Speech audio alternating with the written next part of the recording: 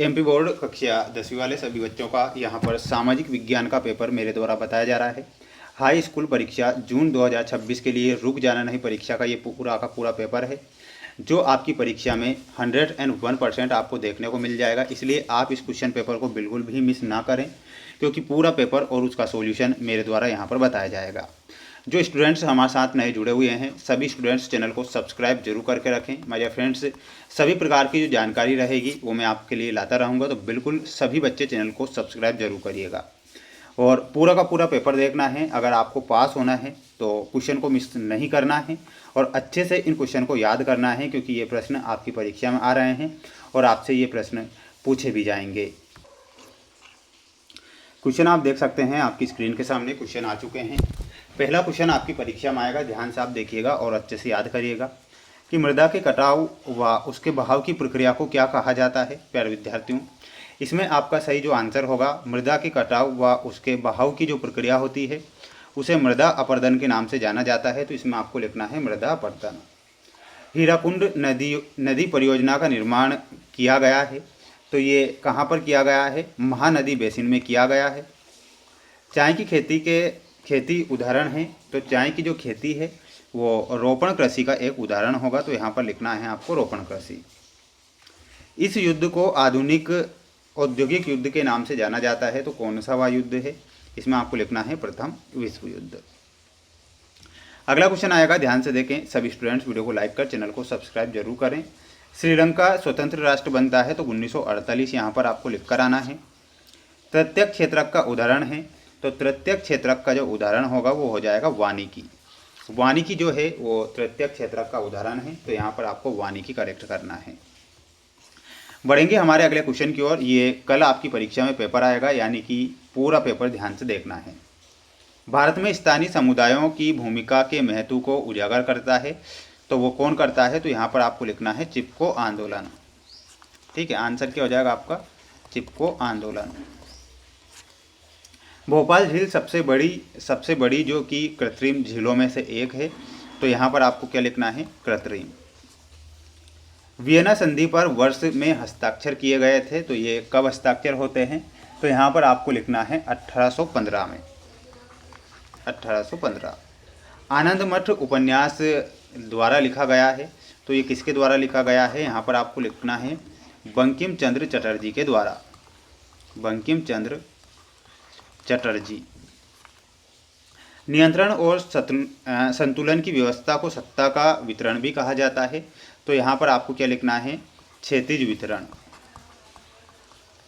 क्षेत्रक का ध्येय केवल लाभ कमाना नहीं होता है, तो यहाँ पर आंसर क्या हो जाएगा? आंसर हो जाएगा सार्वजनिक।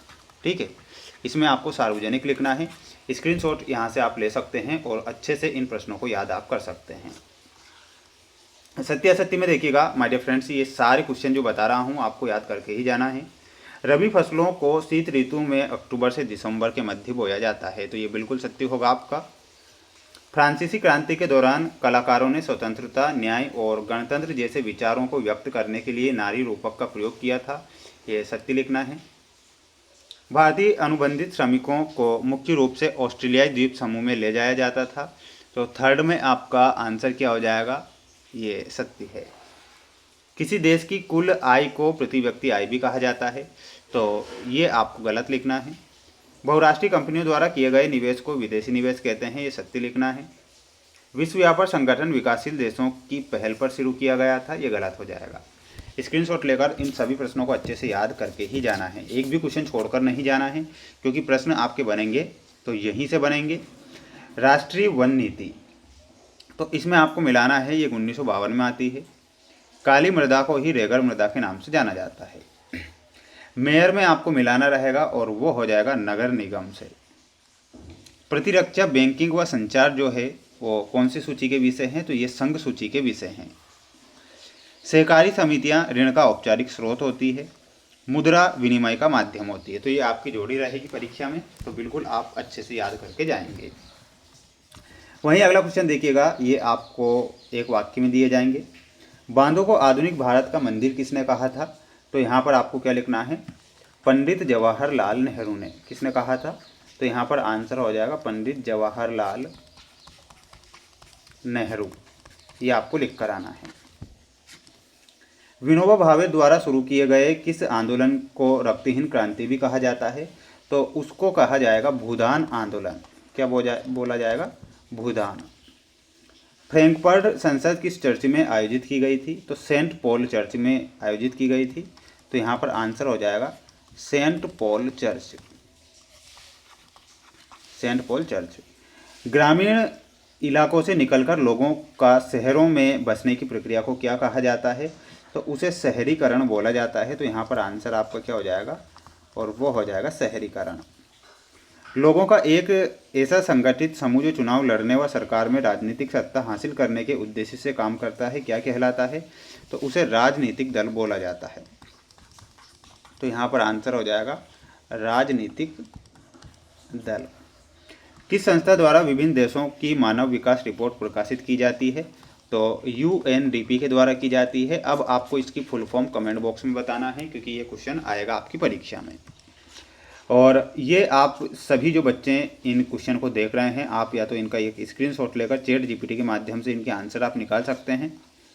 और बिल्कुल ये जो क्वेश्चन आज मेरे द्वारा इस सेट पेपर में बताए गए हैं, बिल्कुल प्यारे विद्यार्थियों मोस्ट और इम्पोर्टेंट क्वेश्चन हैं।